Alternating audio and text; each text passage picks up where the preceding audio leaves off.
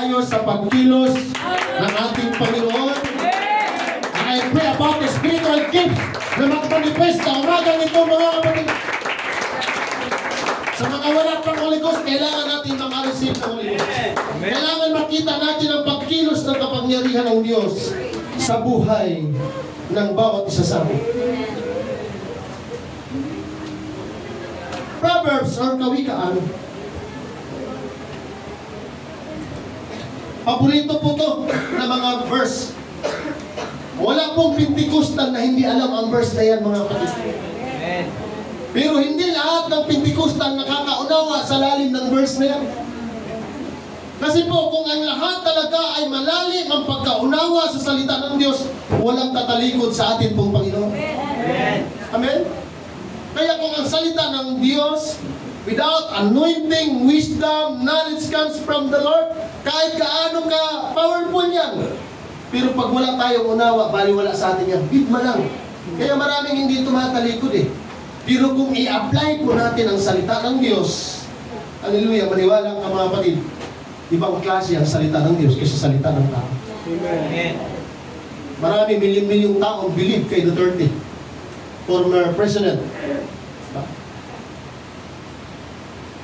The way ito, tumatawa, nagpapalakpakan sa kanya, mayroon pang standing ovation. Bihira na lang ako makakakita ng mga tao pag binasa ang salita ng Diyos, mayroong standing ovation. May mga tao hindi mananampalataya pag nag-concert, yung ticket napakamahal, 30,000, 25,000, 20,000, hindi pa kumakanta yung artista na aawit, mayroon ng standing ovation. Pero yung mananampalataya, pagdating sa pagbabasa ng salita ng Diyos, walang standing ovation, wala man lang sigawan at palakpakan. Kapatid, pwede ba natin i-apply sa church? Pag mayroon tayong naririnig na Word of God, mayroong palakpakan, na hindi na natin kailangan utusan. Kung makarinig tayo ng ganong klaseng testimony, mayroon ka ng friend command, may kanin ka na. Pero positibo ang pananaw mo. Dapat mayroon tayong standing ovation for the Lord, for how good God is. Hallelujah! Trust in the Lord or magtiwala sa Panginoon ng buong puso mo at huwag kang manalig sa iyong sariling unawa. Dahil minsan nakakadisiplin yung ating sariling unawa. Kilalanin mo siya sa lahat ng iyong mga lakad at itutuwid niya ang iyong mga landas. Lahat ay magsabing, wow! Wow! Grabe si Lord. Grabe si Lord. Jeremiah or Jeremias. Mapalad ang taong tumitiwala sa Panginoon at ang Panginoon ang kaniyang pag-asa. Hindi po bagong presidente ang pag-asa ng Pilipinas. Hindi po mga bagong politician ang pag-asa ng Pilipinas. Ang pag-asa ng buong mundo ay ang atin pong Panginoon. Sapagkat siya'y magiging tulad ng punong kahoy na itinanim sa tabi ng tubig na nag-uugat sa tabi ng ilog at hindi matatakot kapag dumarating ang init, kundi ang kanyang dahon ay mananatiling sariwa at sa taon ng tagtuyot ay hindi siya mababalisa, nititigil man sa pagbubunga. Amen? Amen. Kapag ang puno malapit sa ilog, nakatanim sa tabi ng ilog, hindi nauubusan ng sustansya. Amen. Hindi nauubusan ng bitamina. Kapag ang tao laging malapit sa presensya ng Diyos, amen, kapag ang tao laging puspos ng Espiritu ng Diyos, hindi ka mauubusan ng lakas. Hindi tayo mauubusan ng pag-asa. Amen. Pag tayo malapit sa ating Panginoon, mga kapatid, nang biruan ka magbenepisyo, hindi lamang sa mga material na pagpapala, kundi sa spiritual na pagpapala, nang biruan ka makikinabang sa kabutihan ng ating Panginoon. Believe and trust in God. Amen. Sabihin mo sa iyong katabi, maniwala ka. At pagkatapos mong maniwala, magtiwala ka sa Diyos. Dahil kung sumamba ka man lang na wala kang paniwala, kung sumasamba ka man lang na wag ka, hindi ka na nagtitiwala, sasabihin ko po ito ng prangkahan sa iyong kapatid, nagsasayang ka lang ng panahon mo, nagsasayang ka lang ng pamasahe mo, nagsasayang ka lang ng oras mo. Pero kung ikaw ay sumamba, na mayroon kang maniwala, mayroon kang pagtitiwala, na mayroon magagawa ang Diyos, atin sa mga bagay na hindi natin inaasahan, ituto na natin ang ating pagsamba, ituto na natin ang ating pagpupuri. Amen! Kaya talo ka pag hindi ka naniniwala, talo tayo pag hindi tayo nagtitiwala na totoo yung Diyos na ating puso.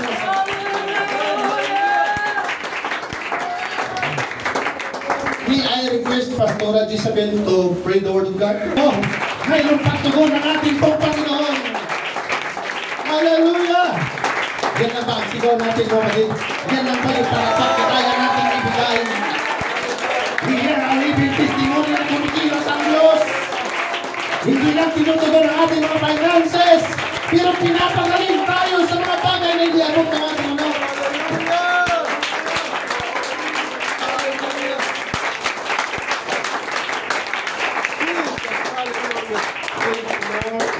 Please be seated. Ayaw talaga umanap. Pag binasa po natin ang maniwala at pagtiwala, ay parang wala pong pagkakaiba. Pero sa dalawang salita po na yan, mga kapatid, mayroon pong malalim na kahulugan yan. Ayon sa Bible. Pag sinabi nating maniwala, ibig sabihin pagtanggap na totoo ang isang bagay o impormasyon. Head level belief. Paniniwala na nagmumula sa atin pong mga isip. Hindi lahat ng binabalita sa radyo at telebisyon totoo, pero lahat ng binabalita yan minsan pinaniniwalaan ng tao na totoo. Tama po ba? Yes, minsan nadadaya tayo sa maling balita. Minsan nadadaya tayo sa napapakinggan nating mga balita, pero tayo po'y naniniwala. Pero mayroon pong isang bagay na ating mga mabalitaan at ating napapakinggan ay hindi po tayo nadadaya. Kapag ang salita ng Diyos ang ating napapakinggan, kapag ang mabuting balita ng Diyos ang ating napapakinggan, umasa ka mga kapatid. Amen. Hindi po tayo dinadaya ng ating pong Panginoon sa lahat ng kanyang sinasabi. Pag sinasabi po tayo'y maniwala, tayo naniniwala na may Diyos. Lahat ba dito naniniwala na mayroong Diyos? Sabi mo sa iyong katabi, naniniwala ka pala, parang malungkot ka. Naniniwala ka pala, parang wala kang ganang pumalakpak. Naniniwala ka pala, parang wala kang ganang magpuri sa Diyos. Naniniwala ka pala, parang naiinip ka sa loob ng simbahan. Pag naniwala ka na may Diyos, nakasama natin siya, huwag mong ipakita na malamig ka. Huwag mong ipakita na may problema ka. Huwag mong ipakita na nahihirapan ka. Amen? Amen. O sino dito naniniwala na darating ang ating Panginoon? Amen! Hindi lahat ng tao naniniwala na darating ang Panginoon. Dahil kung lahat ng tao naniniwala na mayroong Diyos, kung lahat ng tao naniniwala na darating ang ating Panginoon, dapat ang lahat ng tao wala sa pasyanan, wala sa paliguan, wala sa sabungan, wala sa basugalan. Dapat lahat ng tao nasa simbahan kung sila naniniwala na mayroong Diyos. Kaya sabihin mo sa katabi, mapalad ka. May ginamit ang ating Panginoon para makilala natin siya. Mapalad ako mga kapatid na may ginamit ang Panginoon si Pastor Norbert, ginamit ang Panginoon si Mami Son, ginamit ang Panginoon si Pastor Mike Agot para makakakilala ako sa Panginoon Diyos. Amen! Amen! Di ko lang alam mga kapatid kung lahat pa talaga dito naniniwala na mayroong Diyos at babalik ang ating pong Panginoon. Amen! Kaya kung naniniwala tayo sa sinabi niya at pinaglingkuran natin siya, pag sinunod natin siya, umasa ka mga kapatid, mayroong lugar na paglalagyan sa atin ng ating Panginoon. Amen!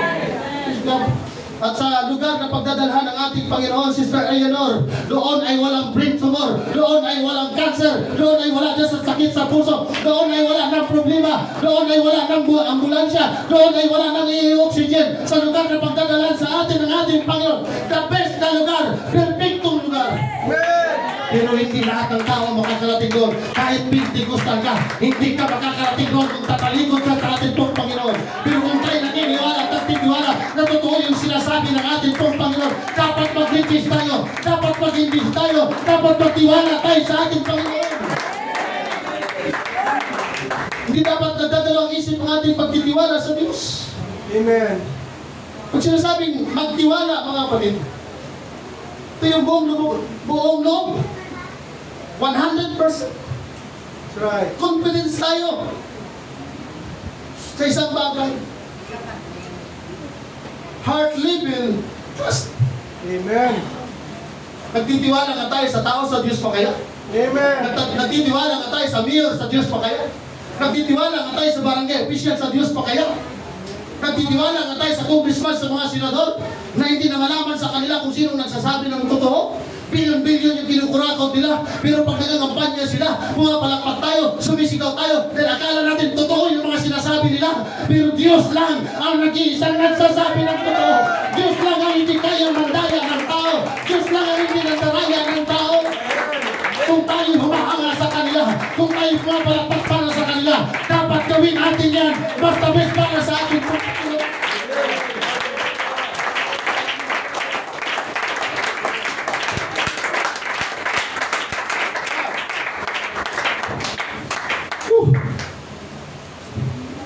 Pag sinabi pong maniwala, kapatid, kaya nating ipagkatiwala yung ating buhay sa Diyos. Amen. Dahil kapag ang ating buhay inaalay natin sa Panginoon, hindi tayo pababayaan ng Diyos. Amen. Kapag yung mga desisyon natin, iaalay natin sa Panginoon. Magtiwala tayo sa ating mga desisyon. Umasa tayo, hindi tayo magkakamali sa ating mga desisyon. Tama po ba mga kapatid? Amen. Dahil siya lamang ang mayroong perfectong desisyon. Sino po dito nakakalakad sa tulay? Meron na bang tao dito nakadaan sa tulay? Meron na? Hindi ka tatawid sa tulay kung hindi ka naniniwala na makakatawid ka sa tulay. Tama ba mga kapatid? Amen. Hindi ka tatawid sa isang tulay kung hindi ka naniniwala na matibay ang tulay. Tama? Pag alam mo matibay yung tulay, naniwala ka na matibay yung tulay, ibig sabihin, may tiwala tayo na magkakatawid tayo sa tulay. Amen. Totoo ba mga kapatid? Amen. Walang hagdanan papuntang langit. Walang helicopter na makakarating sa langit. Right. Walang eroplano na makakarating sa langit. Walang hagdanan mula lupa hanggang langit.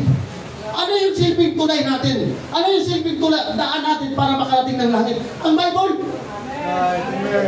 Pero bago tayo makarating sa langit, kailangan muna nating maniwala, kailangan muna nating magtiwala na yung Bible ay salita ng ating Panginoon. Ipinadala sa atin dahil ito lamang ang nabubukod tanging paraan na pwede nating gawin mga kapatid na tayong lahat ay makarating sa langit.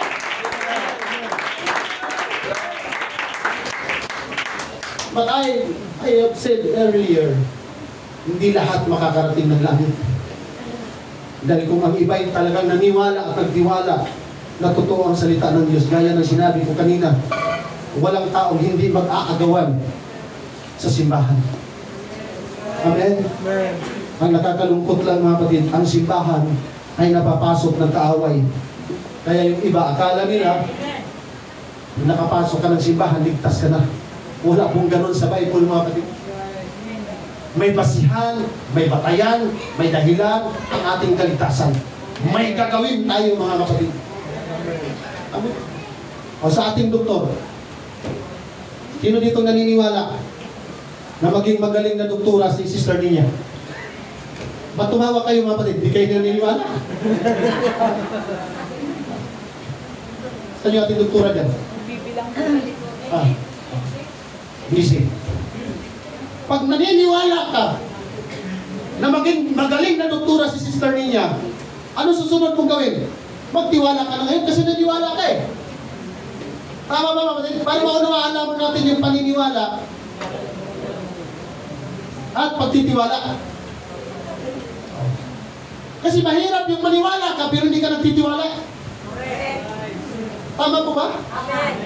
Kaya po sa ating mga young people na babae, ingat kayo. Mahirap magtiwala. Thank you, Congressman.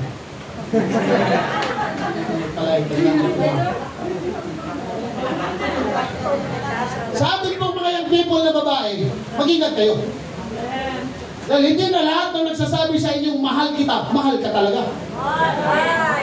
Kaya maraming nanidisgrasya, kaya maraming napapahamak, dahil nung sinabi ang mahal kita, akala totoong mahal na. Akala mo'y nag-iisa ka lang sa puso niya, pero hindi mo alam, pag 100 ka na pala. Diba? So, sa ating mga young people na babae, huwag agad-agad maniwala na mahal. Kasi nakarinig ka ng mahal, niregaluhan ka ng chocolate, niregaluhan ka ng bulaklak, nagtiwala ka na kagad. Oh. Bandang huli, magpa-counsel kay pastor, pastor, maghiwalay na kami. Amen? Pero pag sa Diyos ka maniwala, magtiwala ka na hindi ka pababayaan, hindi ka sasaktan, hindi tayo pipituin, hindi tayo aapihin, hindi tayo pahirapan ng Panginoon. Kaya sinabi ko sa inyo, pag naniniwala ka, maniwala tayo na maging magaling na doktor si Sister Nia, magtitiwala tayo sa kanya na kapag anong gamot ang sinabi niya na inumin natin, inumin natin. Bakit? Totoo yung sinasabi niya. Ganon din ang salita ng ating pong Panginoon. Pag pinagkatiwala natin ang ating buhay sa Kanya, umasa ka mga kapatid, hindi ka bibigyan ng Panginoon para mahirapan ka. Hindi ka bibigyan ng Panginoon ng isang bagay na kapatid na hindi natin kakailanin. Amen. Totoo po ba? Amen. Palagpakan po natin ang ating Panginoon. Kaya tayo sinabi ng Proverbs chapter 3, trust in the Lord with all your heart. Amen? Amen. Sino po dito nakaranas ng umiyak ng dahil sa pag-ibig? Walang ihiman tayo mga kapatid. Amen. Yung hindi ka na makausap ng magulang mo kasi nagmumuhay-muhay ka na doon sa kwarto. Totoo yan. O sino mga lalaki dito umiyak ng dahil sa pag-ibig? Amen. Amen. May paawit-awit pa yun. Kung liligaya ka.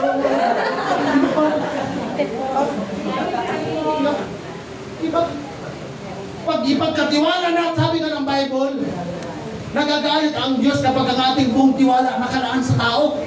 Amen. Kaya pala sinasabi ng Bible, trust in the Lord with all your heart. Dahil kung sa tao mabibigo tayo, sa Diyos hindi tayo mabibigo. Kaya mga young people, bago kayo magpaligaw, bago kayo magkaroon ng nobyo, maging sa mga binatang lalaki, bago kayo manligaw, bago kayo magka-girlfriend, manalangin mo na at lumapit sa Panginoon. Lord, siya na ba talaga? Siya na ba yung kalooban ko? Siya na ba talaga na kapag kaming dalawa'y nagkatuluyan, hindi ka mapapahiya, hindi kami tatalikod sa paglilingkod sa Panginoon.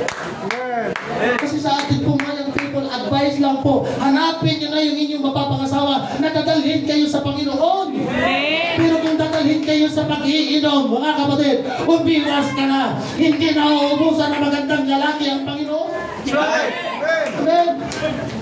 Pag ang inyong manliligaw, pag inyong mapangasawa, yung inyong boyfriend, hindi kayo dadalhin sa Panginoon, hiwalayan nyo na yan. Mas marami pang 100% na ipapalit na gwapo ang Panginoon. Para sa iyo at maganda. Wala nang umalakpak, Sister Beth. Baka mayroon dito nagmamahal ng unbeliever. Paano naman, Pastor? Mahal ko na siya kahit unbeliever siya. Oh, hallelujah. Aanin mo yung pagmamahal kung maimpirno ka. Ikulog natin ang ating puso sa ating pong Panginoon. Hallelujah. Wala na, hindi na nakapalakpak yung iba sa Panginoon, mga kapatid. Gaya ng sinasabi ko sa inyo kanina, kaya tayong hulaan ng Panginoon. Kayang arukin ng Diyos ang ating isip. Kayang arukin ng Diyos ang ating puso. Pwede man tayo magsinungaling at maglihim sa ating kapwa. Pero sa Diyos, hindi tayo pwedeng magtago, mga kapatid. Praise God. Hallelujah.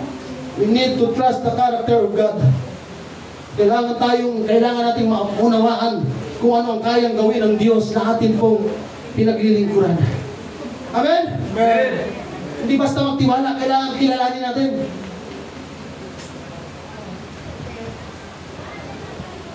Hallelujah. Ang Diyos ba mabuti? Amen. Ipakita nyo lang yung words ninyo sa Panginoon, mga kapatid, kung mabuti ang Diyos. Sige daw. Titingnan ko. Kung ang Diyos mabuti sa iyo at sa akin, ipakita ko nga kung gaano kabuti ang Diyos. Ganun lang ba kabuti ang Diyos? Pag sinasabi ng Diyos ay mabuti, magpasalamat tayo!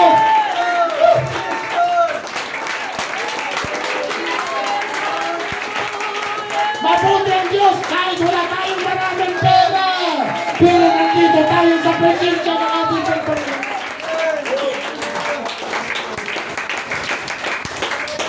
Ang Diyos ba ay tapat sa atin? Pwede ba natin purihin yung katapatan ng Diyos sa ating mga bagay? Yun lang ba ang kaya natin ibigay sa katapatan ng Diyos sa buhay mo, sa buhay ko? Kaya may sinasabi ko kanina, bagay, may mga tao na mayroong istante komisyon para sa tao. Pero sa Panginoon, bagay, sino ba ka napakahirap? Bigyan ng istante komisyon ang ating kong Panginoon. Pag imaisip lamang natin na siya'y mabuti, kung maisip lamang natin na siya'y tapat, kung maisip lamang natin na siya'y hindi nagbabago, kung maisip lamang natin na siya'y makapangyarihan, bagay, hindi dapat tayo nadadalhin, hindi dapat tayo nadadalhin.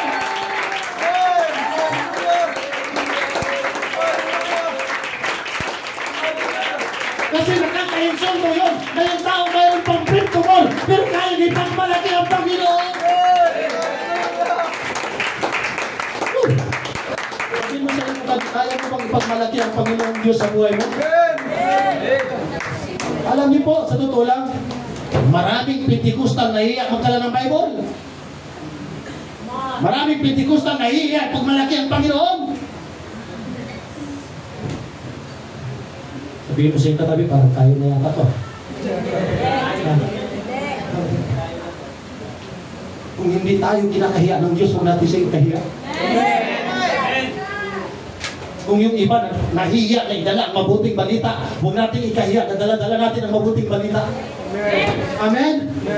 Sa simpleng bagay lang mga kapatid, kaya natin ipagmalaki ang Panginoon.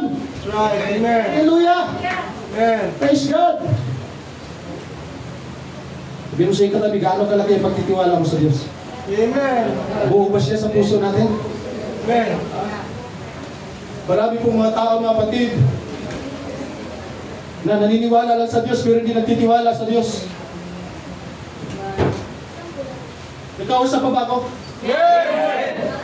Maraming mga tao naniniwala sa Diyos pero hindi nagtitiwala sa Diyos. Amen. Hallelujah. Salamat po doon sa isang sumigaw. Praise the Lord. Hallelujah. Pwede ba kaya yung sigaw na yun?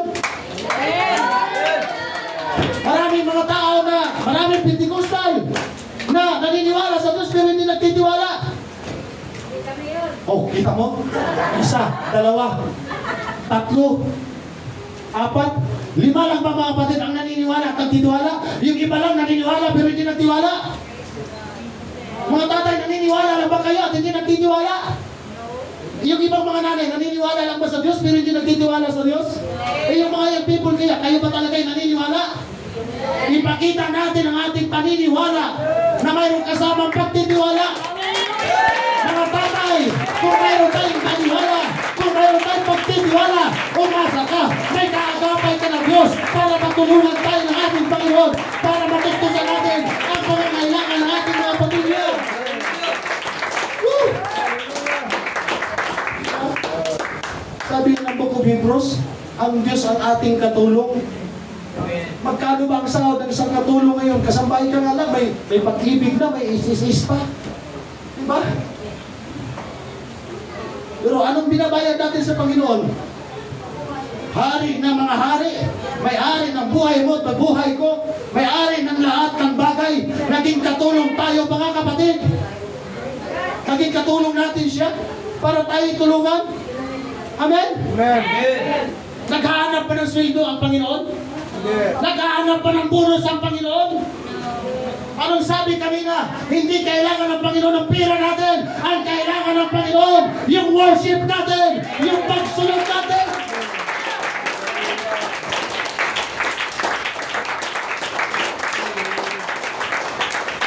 Hindi sinabi ng Bible, pag marami kang offering sa church, bababa ang aking presensya. Hindi sinasabi ng Panginoon na kapag marami kang dala pagpunta mo sa Diyos, bababa ang kanyang presensya. Kahit wala kang dala, basta't marunong kayo magpuri, marunong tayo magpasalamat, marunong tayo magagalit sa kabutihan ng Diyos, bababa ang kanyang presensya, mga kapatid. Amen. Praise the Lord! Praise the Lord. Sabi mo sa iyo katabi, mabuti na lang buho ang tiwala ko sa Diyos. Mabuti na lang po ang tiwala ko sa Diyos. Yung iba guilty. Yung iba mga kapatid, guilty.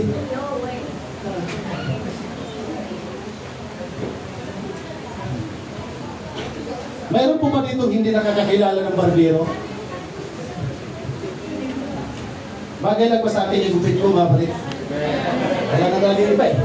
Kaya na talaga yung gupit. Kaya, Nagpapagupit ka pa ba, brother?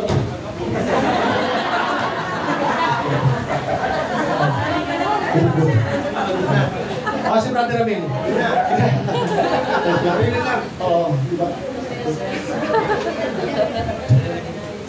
Sa unang paggupit natin, mga kapatid, hindi natin kilala kung anong pangalan ng barbero.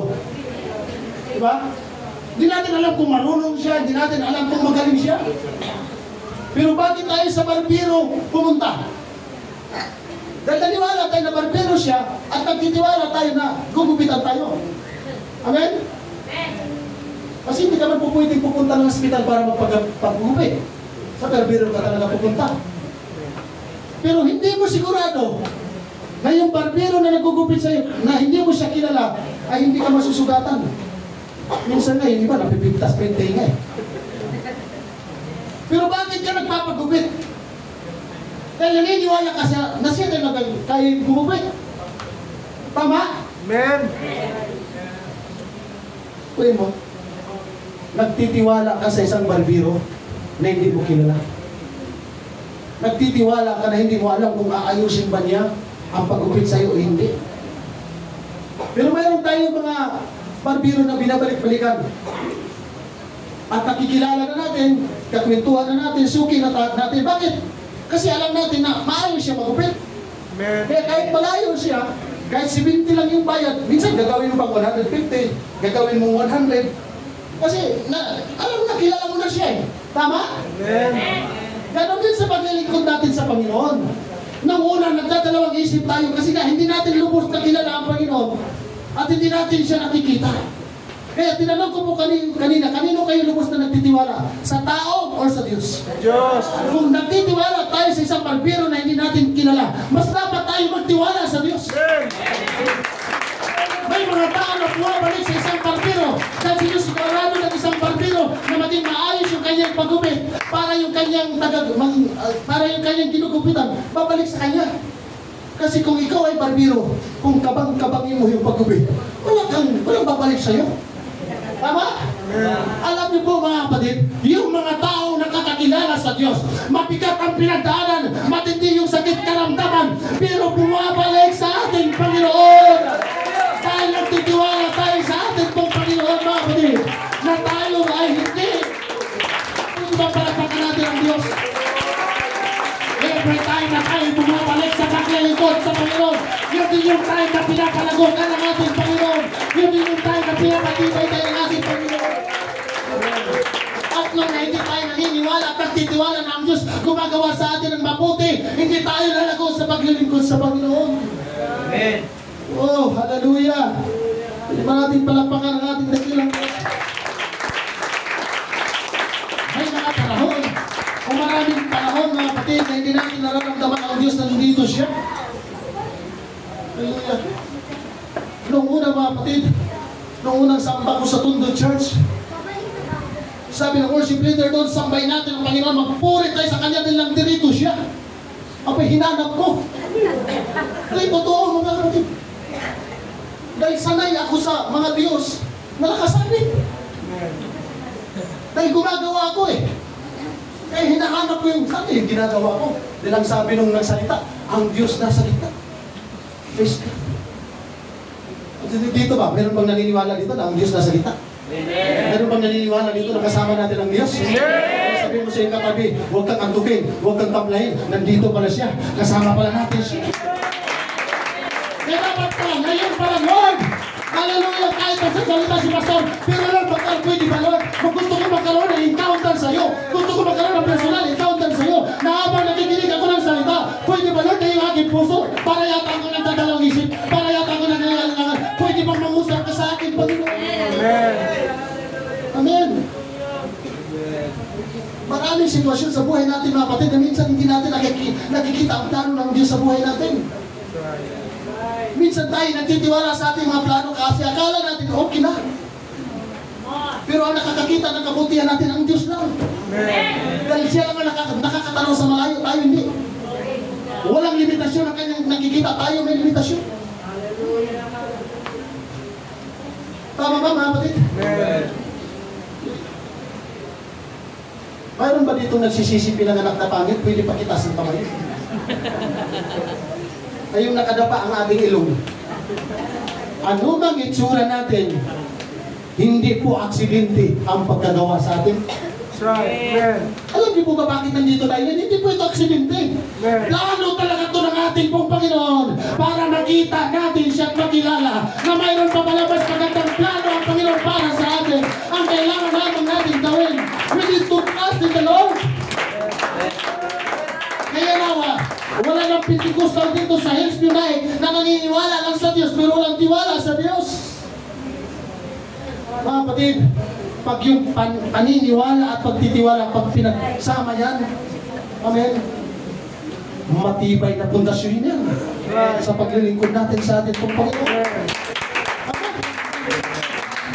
Kasi kung yung mga plano natin bumabangga sa salita ng Diyos, iwasan na po natin, mga kapatid. Hindi natin pwedeng banggain ang salita ng Diyos. Amen?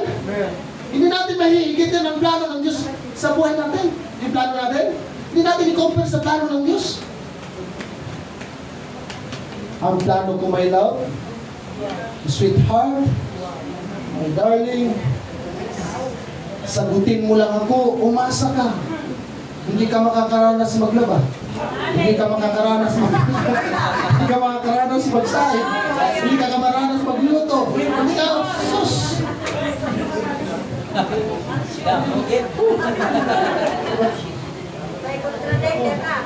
Oo. Hindi, totoo naman si Sir Sonic. Lahat ng mahirap na bagay, naranasan sa akin ni Pastora J. Lahat ng masasakit at mapapait. Pero salamat kayo pala pinaranas sa kanya yung sir para maging matibay siya. Matibay. Ito mga kapatid, ito aminan lang tayo. Hindi po ang aming buhay mag-asawa kung hindi kami nagtatalo sa loob ng isang linggo. Ay, kaya ko sinabi sa inyo mga kapatid, tiwala naman ako na hindi nyo kami chismis sa labas.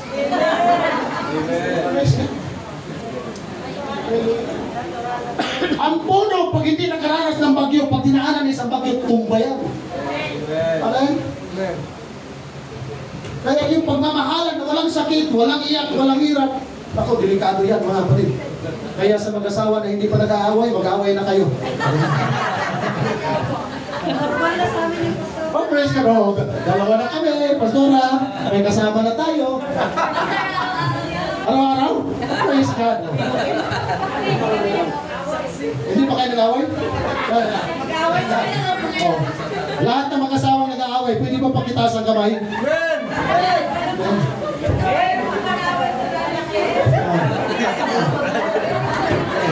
Hindi pa kayo nag-aaway, Sister Chat? Mabuti. Napakapalad mo, Brother Jess. Kasi hindi nakikipag-away si Sister Chat. Yung iba dito, grabe siguro. Subukan mo lang pumasok, yari ka! Walang away, Pastor, pero may aramalay. Yun din ang delikado mo. Ang hirap yun. Mayroon ng itak at saka baril. Hindi subukan kung magsalita. May mga plano tayo sa buhay. May mga pangarap tayo. Gusto ko, ito yung sasakyan natin, ito yung bahay natin, ito yung anak natin. Kontento na tayo doon. Pero ang plano pala ng Panginoon sa Bible, ang kayang ibigay sa atin ng Lord, many houses. Amen. Minsan kasi tayo mga tao, kaya tayo nalulungkot at nawawala sa paglilingkod sa Panginoon. Kasi akala natin pag unang simba, grabe na ang pagpapala. Dadaan muna tayo sa mga maraming pagsubok.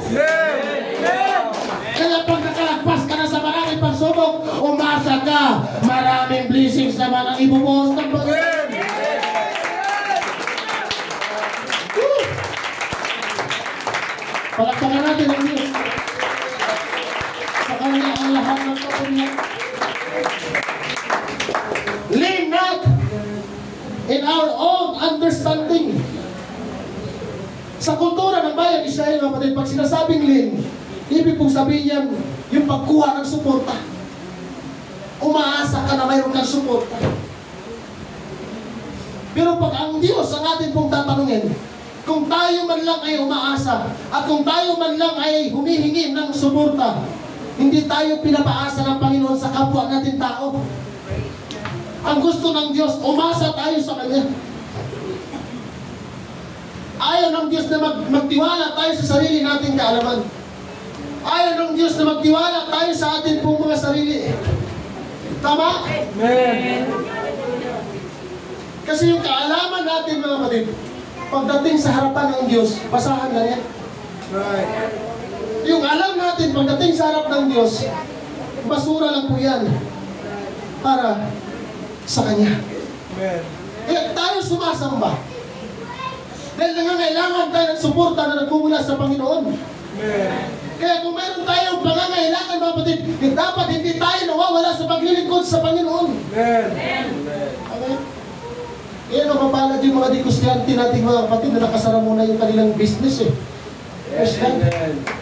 Kasi meron po mga tao na nagbubukas ng araw ng linggo, lalo na mga sa mga ibang kapatid, sa mga ibang lugar. Hindi lang naman sa Pentecostal eh. Maging outside Pentecostal.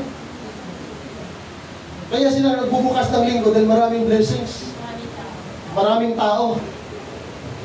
Pero umasa ka, pag matindi ang sakit mo, lahat ng blessings na tinanggap mo, kulang pang pambayad. Tapos saka tayo ngayon iiyak-iyak sa Panginoon, oh Lord, wala na akong malapitan, wala na akong mahingian, yung mga buyer ko sa tindahan, wala na. Kasi yung buyer, mga kapatid, yung mga tumutugon sa ating pong mga buhay, sa mga negosyo natin, hanggang business lang yan. Hanggang doon lang sila. Pero hindi natin yan maaasahan na tayo ay matutulungan yan habang buhay. Kaya palang gusto ng Panginoon, sa Kanya tayo umasa, sa Kanya tayo magtiwala, dahil Siya lamang ang makakagawa na tutulong sa atin habang tayo may hiningan. Kaya dapat natin paniwalaan yung sinasabi ng Panginoon. In all our ways, we need to acknowledge Him. Right. Amen. Praise God. Minsan nga nakakapagpasalamat pa nga tayo. Salamat, ang sarap ng kape. Pero hindi natin napasalamatan yung gumawa ng kape. Tama ba? Amen. Pag ang Diyos talagang nasa puso natin talaga siyang Panginoon, in all our days, all the days of our life, and all the time, we need to acknowledge our God. Amen. Praise God. Pag mag-aaral ka nga sa school eh, grabe ko maka-acknowledge tayo sa mga teacher natin. Hala, nandiyan na si ma'am. Nandiyan, huwag na maglaro. Huwag na mag-chismisan, huwag na tayo magdaldalan. Praise God. Alam niyo po ba mga kapatid, natutuwa ako eh. Dahil habang nagpipreach ako, parang ang dami kong channel ng TV, iba't ibang stasyon akong napapakinggan. Praise God. Lord, we acknowledge your presence. We acknowledge your love. We acknowledge your power. We acknowledge your miracle. We acknowledge your healing, so God. Kapatid, sa bawat hininga ng ating buhay, pasalamatan natin ang Diyos dahil hindi pa barado ang mga puso natin. In all our ways, kahit wala tayo sa simbahan, kahit saan tayo makarating, huwag natin kalimutan, kaya tayo naging tao, dahil mayroong Diyos na lumalang sa atin. Hallelujah.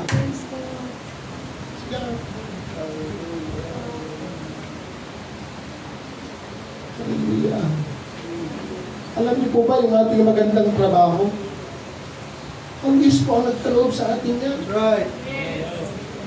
Sabi niyan, and He will make your paths straight. Siya lang ang makakapag-direksyon ng tamang direksyon natin. Alam niyo po sa panahon ni King Solomon,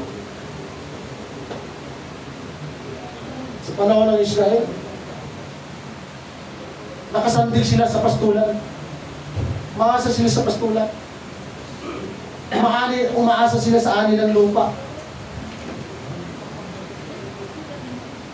Sa pagkikipagkalang-kalang. Kaya sa panahon ni King Solomon, tulit-tulinadang ginto. Dumarating sa kanya, barko-barkong ginto. Ganon sila umaasa. Kaya pagdating sa mga, kung mayroon mga magaling na mga agriculturist, sa panahon na ni King Solomon, pinag-aaralan nila yung tungkol sa ulan. Kailan sila magtatanim, kailan sila aani. Dito sa atin, sa Pilipinas, ang pinag-aaralan, kailan, anong buwan yung malakas na bagyo. Di ba mayroon ganon? Pinag-aaralan nila. Sa mga pastulan, sa ulan, doon sila umaasa. Doon sila nakakaani ng marami. At yung proteksyon ng Diyos laban sa kanilang mga kaaway. Amen. So para sila po'y mabuhay, kailangan nila ng tamang direksyon. Para sila mabuhay, kailangan nila ng tamang desisyon at tamang relasyon sa Diyos. Amen. Ang tanong, mayroon ba tayong tamang desisyon? Tayo ba mga kapatid, mayroong tamang direksyon? At tayo ba talaga ay mayroong tamang relasyon sa Diyos? O tagtad na tayo ng tama ng salita ng Diyos, pero hindi pa rin tayo nagbabago? Tingnan mo rin yung kapatid mo, tingnan mo yung isura niya. May anointing ba ng Lord? May paglago ba? Lumalalim ba? Nakikita ba ang kaluwalhatian ng Panginoon? Mga kapatid? Pag nakita mo sa iyong katabi na tinatamad na siyang magpuri, wala na siyang ganang magpuri, tila baga napipilitan na lang siyang magpuri, tila baga iba na yung kanyang direksyon, baka hindi tama ang kanyang relasyon sa ating pong Panginoon.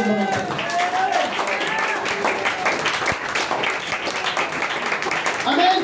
Dahil kapag tama ang ating direksyon, pag tama ang ating desisyon, pag tama ang tamang relasyon natin sa ating pong Panginoon, umasa ka mga kapatid, in the future, makikita mo ang resulta. Amen? Amen? Praise God. Oh, hallelujah. Ramdam niyo ba na Espiritu ng Diyos, mga kapatid? Amen. Amen. Kung sinulat ni King Solomon, the book of Proverbs chapter 3, verse 5, nasabi ng trust in the Lord. Yun na po ang nakasentro ng kanilang buhay. Sa panahon ni King Solomon, ang kanilang buhay, yung kanilang direksyon, yung kanilang aksyon, yung kanilang relasyon, nakasentro sa Diyos. Kaya lahat ng kanilang ginagawa, trust in the Lord. Kaya kung may negosyo ka, trust in the Lord. Kung may hanap buhay ka, trust in the Lord. Kung tayo nag-aaral, trust in the Lord. Ano man ang ating ginagawa, we need to trust in the Lord. Kaya minsan tayo nabibigo, kaya kulang tayo ng pagtitiwala sa Diyos. Kung si King Solomon nga nagtiwala sa Diyos, tayo pa kaya ang hindi magtiwala sa Diyos? Kaya tingnan po natin yung prayer ni King Solomon.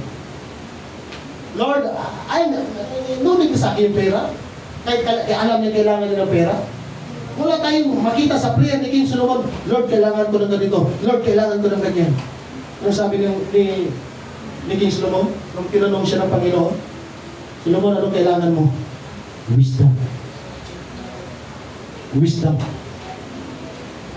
Dahil kahit gaano karaming ating pera without wisdom, lagpak tayo mapagkita.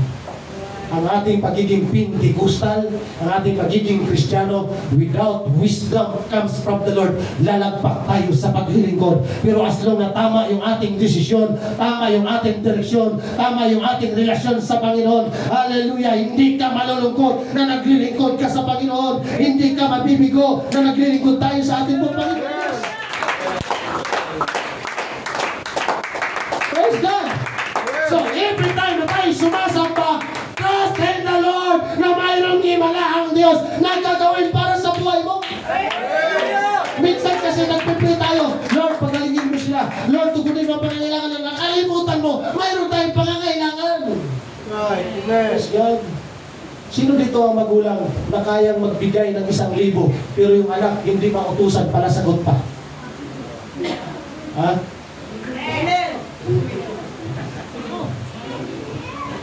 Pero pag ang anak mo, Hindi mo nauutosan, pero ang anak mo, para bihira ko lang makita mag-cellphone. Kasi ang generation kasi ngayon, lamang ang cellphone. Ito yan mga kapatid. Hindi na ako titigil sa ibang religion, maging sa Pentecostal. Sa lahat ng mga gawain, lamang ang cellphone kaysa Bible. Lamang ang cellphone kaysa worship. Lamang ang cellphone kaysa prayer. May nakalood nagsisilpon. Mag-I love you ka na kasi.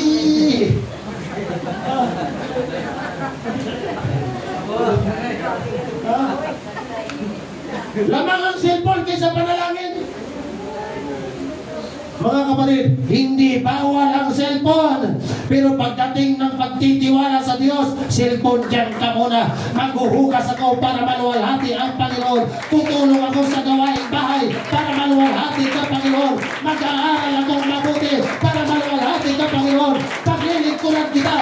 Oh, mga kapatid, pagtama yung ating desisyon at direksyon at tamang relasyon sa Panginoon, umasa ka.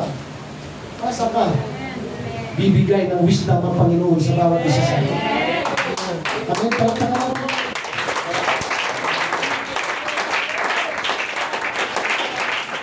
Yes. Mayroon na tayong fund, church fund. Kung lulawin ng Panginoon in 5 months to 6 months, na yung 2,000 square meter, mag-materialize na yung mga kapatid. Anong sabi? Pastor, baka hindi na kayo mag-problema ng 2 million. At baka mayroon pang 1 million na ibibigay sa inyo para magkaroon ng pundasyon.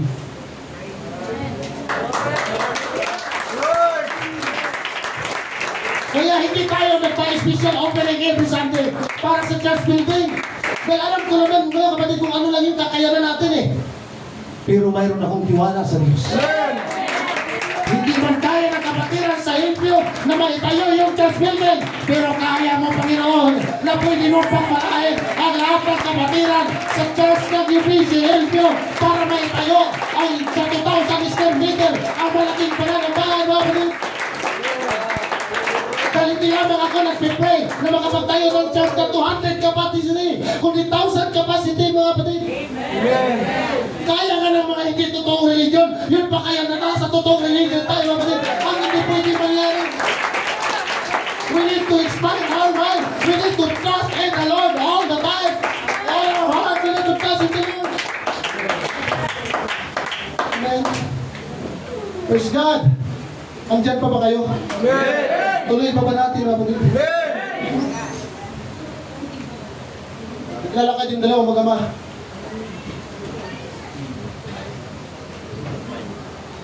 Brother Shandy, bagay ba tayo maging mag-ama? Ngayon lang naman. Hindi mo kilakad, marubin pati yan. Mga...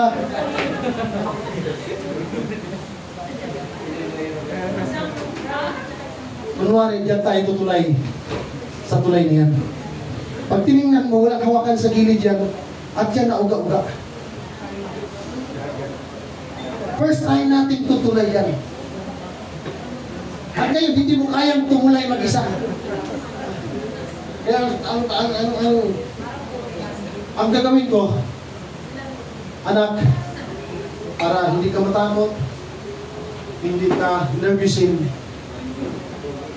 humawa ka sa akin.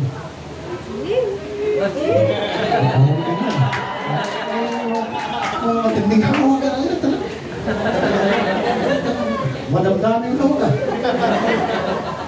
Pero, nung tutulay sila dyan, mga kapatid, hindi first na kasi, medyo mahirap yung tulay na eh. Para tayong namamasyal sa Lunita. Maplano na yun na. Kaya lang.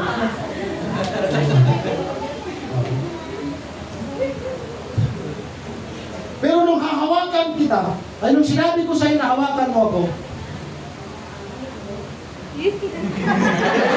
ayaw talaga dyan, gusto talaga dyan dito. Pero wag muna dyan, dito muna. Nung pinahawak kita dyan, ang sabi ng bata sa kanyang papa, sa kanyang Papa!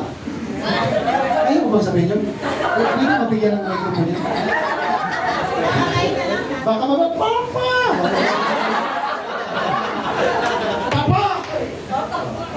Wala, may sabay. Hindi ka nito sila na magiging Papa. Papa! Papa! Kunwari, natatakot eh. Papa! Papa! Hindi ako hahawak sa'yo. Papa! Papa, hindi ako hawak sa'yo. Gusto mo kang ngiti, no? Hindi, kunwari, yung nervous ka na. Papa! Papa, hindi ako hawak sa'yo. Nakangiti pa ako. Papa, hindi ako hahawak sa'yo. Papa, hindi ako hawak sa'yo. Papa, hindi ako hawak sa'yo. Ako ang hawakan mo. Ako hawakan. Dahil pag ako ang bawak sa'yo, Papa, baka makabitaw ako.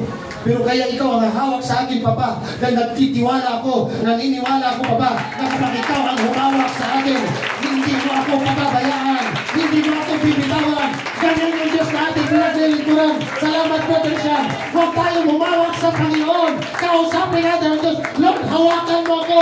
Ikaw ang humawak sa ating mga plano. Ikaw ang humawak sa kinabukasan ko. Oo, kaya pwede ba natin pala? Kasi natin, pag tayo humawak, baka pwede tayo bumitaw. Baka pwede tayo pagaligan sa Panginoon. Baka pwede tayo sa natin kaya. Pero pag ang Diyos ay hawak sa ating mga umasa ka, hindi tayo pamamayaan ng Panginoon. Lord, ito pa kay Lord. Kaya pagkapore na yan, yung pagpapalatatan, minsan tayo ang humahawak. Kaya tayo nawawala, Ramsey. Kaya ang Diyos ang humawak sa atin. Palapitan natin ang ating Panginoon Diyos. Sige natin, hindi ko kayo pipigilin. Kaya kayo naniniwala na unuhaan natin yung minsan ng ating Panginoon. Kaya minsan tayo nabibigo, minsan tayo nasasaktan, minsan tayo nahirap kasi tayo ang umahawak. Pagdating na napagsubok, bumibitaw tayo, minsan tumatalino, pero pag ang Diyos ang umahawak sa ating Panginoon, hindi tayo mamamayaan ng Panginoon. Sa lahat ng iniwala, sa lahat ng titiwala sa ating Panginoon, purihin natin ang ating Panginoon Diyos. Mabigat yung pinag-aaral ni Sister Ayeron. Mayroon siyang friend to more. May pera sila, may kakayanan sila, pero yung tiwala niya nasa Panginoon. Hindi sila umasa sa kayamanan nila. Huwag tayong kumapit, huwag tayong mamatagin wakas. Alam mo, mayroon tayo mamit. Kailangan natin ang Diyos na kumawag sa atin.